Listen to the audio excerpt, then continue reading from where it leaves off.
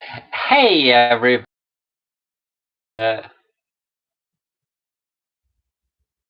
I'm on. There's nobody watching me. I'm so sad. Okay, I'm going to tell you this story for those of you that watch this later. This is just a short story, but it really could be the stupidest coronavirus story ever. And a couple of days ago, I was walking Chakra on my favorite road that I've taken you to. And I'm walking down the road, really enjoying the day. It's a perfect blue sky day, and I'm thinking to myself, man, there doesn't get to be a better, more beautiful day than this. There wasn't one cloud in the sky. There wasn't one chemtrail in the sky. It was absolutely perfectly blue, and the air was totally clean, and it was absolutely gorgeous and green outside. And I was really enjoying it, and I'm walking along, and clear up in the distance, I could see that there was a person walking towards me. And on that road, it's really, really quiet, and you don't see people very often. When I go walk on it, I might see one or two people. And so to see somebody coming along was kind of like, yay, like I get to say hi to somebody, Once in a while, a car goes by, but not very often. It's a really quiet road.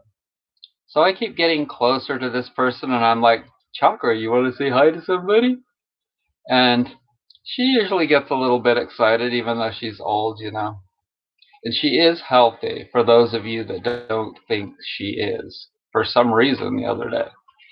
Anyway, so we're getting closer, and I'm like, what is that on her face? And I realize that she's got a mask, a red mask on her face. We're on a road where there's hardly any people ever, and hardly any cars. But she's got a mask on, and I get closer and closer to her, and then I realize that she's on a cell phone. She's walking down this peaceful road, talking to somebody on a cell phone with a mask on. And the only thing that she acknowledged in regards to me was that about 100 yards before we came together, she crossed to the opposite side of the road. When we walked past each other, she didn't say a thing. She didn't acknowledge me. Nothing.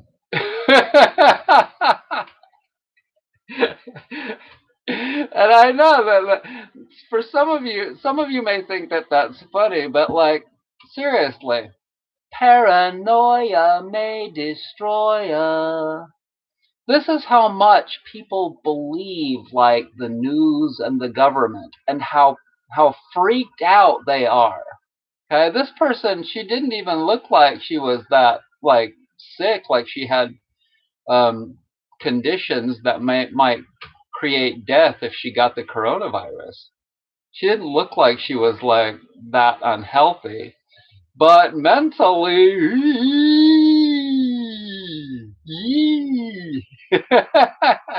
so when you go outside and you want to exercise, you need to be able to breathe fully.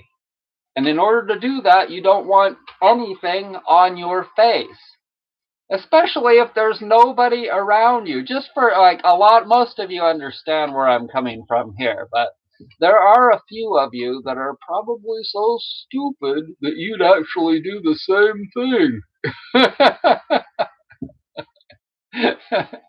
So you gotta laugh. You gotta laugh.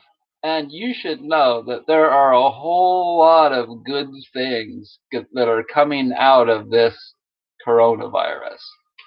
And yeah, it's a beautiful thing. And death is a natural part of life. There are a lot of people that think that we should just completely sacrifice nature and the air quality and the water and everything to do everything that we can possibly, and our jobs, our businesses, everything, so that we can do everything that we can possibly do to save those that are already going to be dead in the next 2, 3, 4, 5 years anyway, because they've got all of these pre-existing conditions and they're all full of pharmaceutical drugs that keep them hanging on. Okay, so it's not natural for people to eat crappy foods all their lives and then hang on by whatever means, drugs and doctors, and be miserable. And for people to be miserable with all of these side effects that are caused by all the drugs and then all of their illnesses as well. So we have this magical thing that comes along called the coronavirus that takes care of that for us. And a lot of people think that this is really, really bad. Kind of like a fire that naturally happens in the woods. And a lot of people think it's really, really bad. And a lot of people think that humans are above everything else. Humans are more valuable than animals and the trees and the air quality, and we should just do anything to save all of them. Well, I hate to tell you this, but that's not the truth. That's not the way it is. And the truths, the real truths, whether you want to believe me or not, they're going to rise to the surface. And they are rising to the surface. And people can tell you to stay safe as much as they want to. But the reality of staying safe is that if you have worked really hard on your health, you are safe. And if you have strong spirituality, even if your health isn't very good, you're still safe. Because even if you die, you're still safe. It's just your body that died. So I hope that you enjoyed this little the first part, which was a little humorous bit. And I hope that some of you learned something from that and from the other part.